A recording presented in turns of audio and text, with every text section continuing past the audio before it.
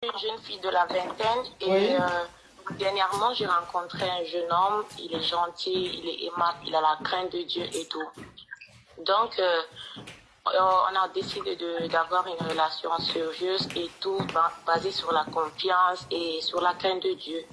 Donc on a commencé une relation, ça fait 1 an déjà qu'on a commencé la relation. Et tout. Donc, il m'a dit, bon, ça fait déjà 1 an, toi et moi, on n'a pas mon goût. Ou bien ton gosier, ma chérie. Oh. Donc, je lui ai dit, il n'y a pas de souci. Ma chérie, ouvre ton gosier, sinon je prends un autre appel. Ouvre ton gosier, s'il te plaît. Enlève le haut-parleur, enlève l'écouteur, tu parles bien, s'il te plaît. D'accord, ma coach. Donc, après les 1 an, ma coach, on a décidé de Mougou, ma coach. Donc, c'était un désir mutuel. Donc, après avoir Mougou, ma coach, on a passé... Faut dire gré, ma chérie, faut dire gré. Oui, on a gré ma coach. Après, j'ai constaté qu'il a pris la distance, il a changé et tout. Donc, je lui ai demandé, mais qu'est-ce qui se passe et tout. Il me dit, non, ça va, c'est le travail et tout. J'ai dit, non, dis-moi, qu'est-ce qui se passe. Parce que ça fait 1 an, on n'a pas Mougou, maintenant on a Mougou, tu as pris tes distances et tout. Après, maintenant, il prenait toujours les excuses et tout. Donc, un jour, maintenant, je lui ai dit, bon, dis-moi clairement, qu'est-ce qui se passe.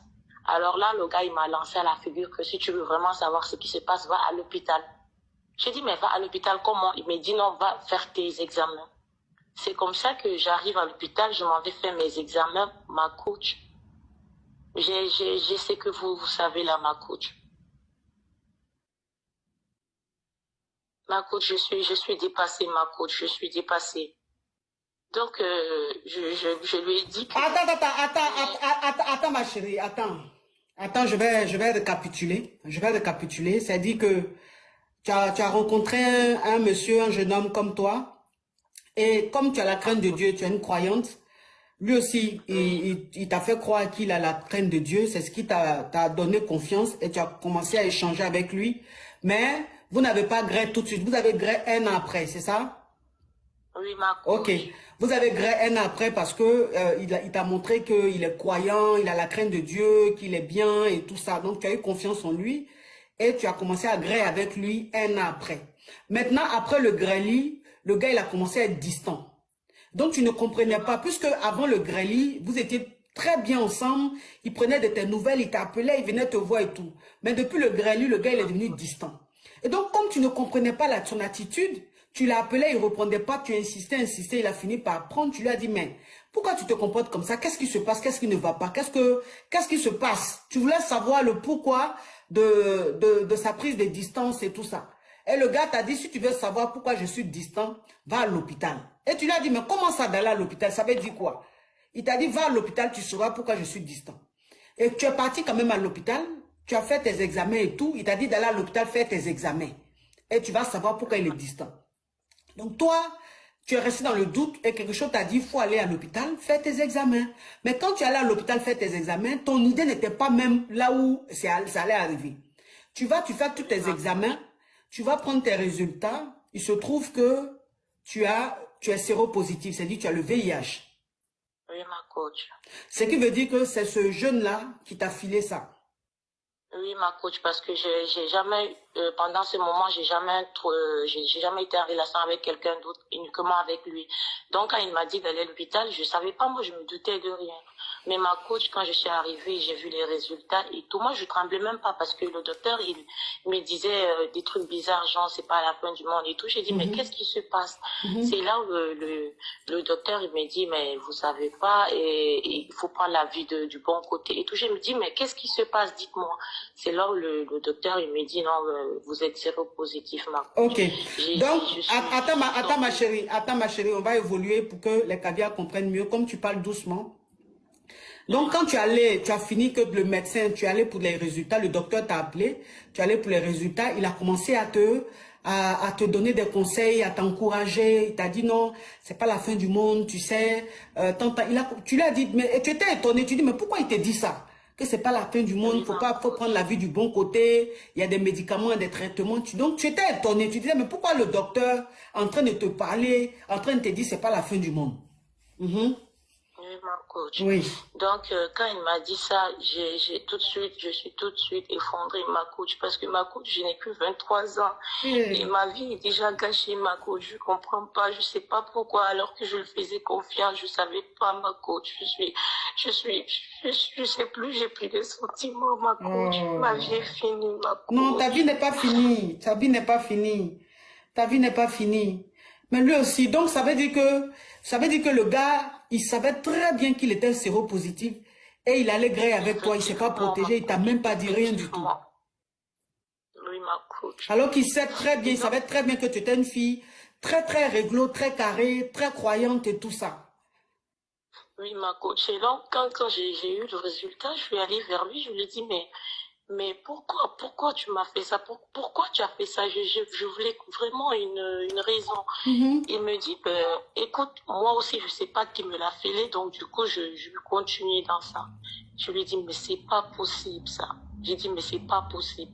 Il dit que tant que lui, il va vivre, il va continuer à filer ça à tout le monde parce que lui-même, il sait pas qui lui a donné ça, ma coach. Ma coach, je suis submergée, je suis déçue, je n'ai plus d'émotion, ma coach. Je suis dépassée, il m'a dit ça ouvertement, ma coach. Donc, ça veut dire que quand le docteur a fini par te dire de quoi tu souffrais, que tu as le VIH et tout, tu es rentré chez toi et tu as contacté le gars et tu lui as dit, mais pourquoi est-ce qu'il t'a fait ça? Pourquoi il t'a pas dit qu'il était séropositif avant de venir vers toi? Et il t'a dit lui-même, la personne qui lui a donné ça là, il sait pas c'est qui. Donc, lui, il va continuer comme ça. Lui, il va pas se protéger, il va continuer comme ça. Et tu lui as dit, c'est méchant. C'est méchant, là, tu as gâché ma vie, c'est méchant et tout ça. Il a dit, c'est comme ça. Et après, il a coupé avec toi. Oui, ma coach, voilà, il t'a bloqué. Je vois ton numéro, je vois que tu es en Europe, on ne dira pas le pays pour ne pas qu'on te reconnaisse. Je vois que tu as un numéro de l'Europe, tu es en Europe. Mais, ah ouais, tu as 23 ans, c'est ça? Oui, ma coach, presque 24 ans maintenant. Oh. Ah, vraiment, il a été méchant. Il a été méchant. Ah, il a été méchant. Vous voyez les filles. Vous voyez les filles. Quand on vous dit que quand vous ne connaissez pas quelqu'un, là, protégez-vous, là. Vous voyez. Vous voyez. Ça veut dire qu'elle, là, ça veut dire qu'elle est tellement croyante, tellement sage. Et tout, le gars, il a joué à son main. Il s'est fait passer pour un homme qui a la crainte de Dieu pour l'avoir. Il a patienté pendant les 1 an. Donc, une fille même qui a fait poireauter un gars pendant 1 an, vous avez vu ce qu'il lui a fait. Vous avez vu ce qu'il lui a fait. C'est pour ça qu'on vous dit toujours, les filles, quand vous ne connaissez pas un homme, quand vous rencontrez un homme là, protégez-vous. Protégez-vous. Quel que soit ce que le gars va dire.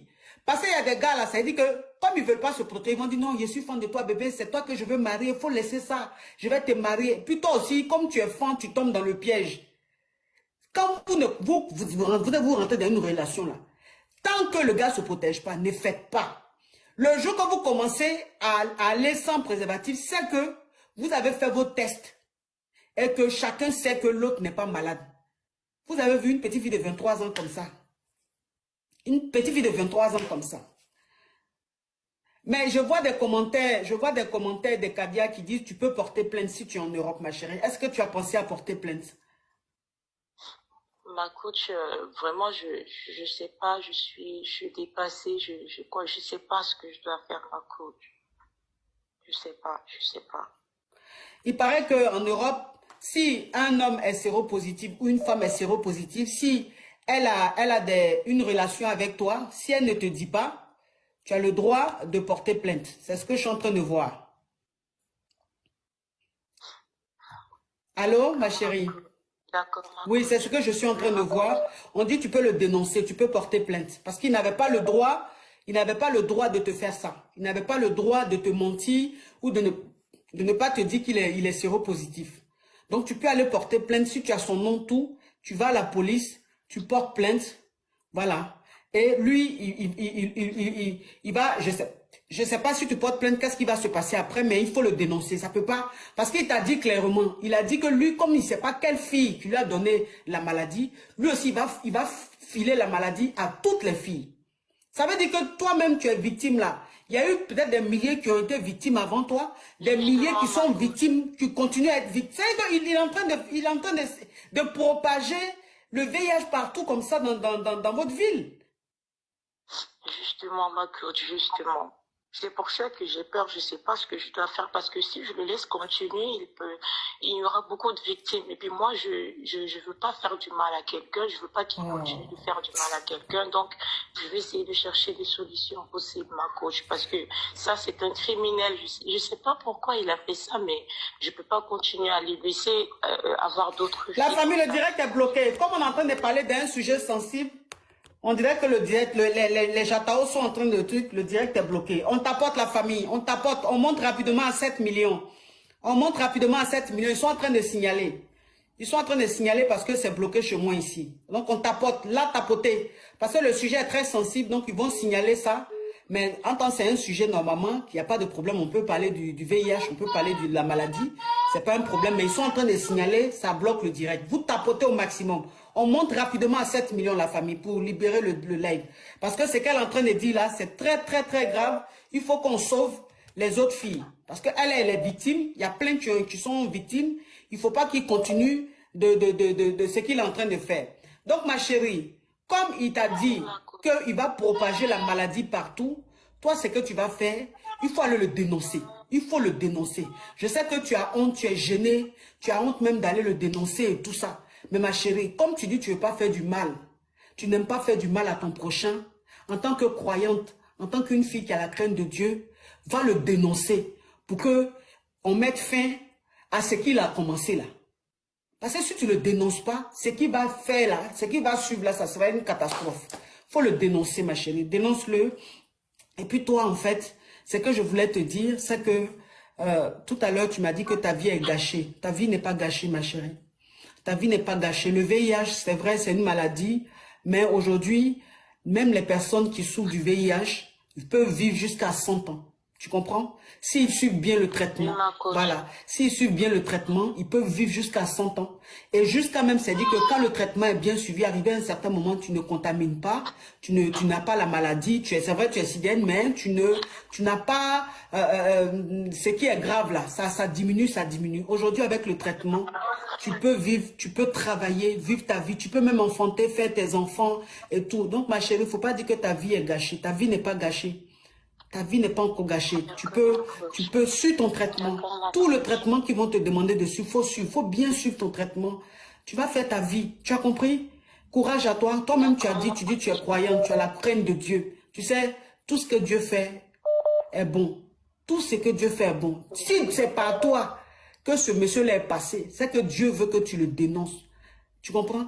Et tu as la maladie aujourd'hui, tellement que tu crois en Dieu, tellement que tu crois en Dieu, Dieu peut mettre fin à cette maladie-là. Dieu peut enlever, faire disparaître le sida dans ton corps. Oui, parce qu'avec Dieu, il n'y a pas d'impossible. Tu as compris? C'est des épreuves de la vie. Mais quand toi, un enfant de Dieu, tu crois en ton Dieu, quelles que soient les épreuves, tu restes positive et tu as foi en Dieu. Donc ta vie n'est pas finie. Ta vie n'est pas du tout finie. Bien au contraire, dans ton destin, il y a une partie que Dieu voulait que ça se passe comme ça. Pour que tu connaisses sa puissance. Parce que ce qui va opérer dans ta vie, là, ta maladie là, va disparaître, ma chérie. Tu comprends? Donc, il ne faut pas te laisser abattre comme ça. Ne te laisse pas abattre comme ça. Il y a des filles de ton âge qui ont été voir des hommes qu'elles ne connaissaient pas. Aujourd'hui, malheureusement, qui ne vivent pas. Mais toi, tu vis encore. Tu comprends? C'est que Dieu veut t'utiliser. Dieu veut faire quelque chose. Dieu veut que tu... Je ne sais pas, il veut passer par toi pour que quelque chose arrive. Donc, reste positive. Aie foi en ton Dieu. Et puis, continue de prier, ma chérie. Mais suis ton traitement.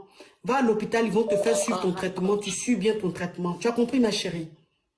Et puis si ça se trouve, la maladie, c'est pas encore grave. Peut-être que les globules, les temps, c'est pas encore trop fort. Donc si tu commences le traitement, ça va beaucoup diminuer. Mais faut pas être découragé, faut pas t'enfermer sur toi-même.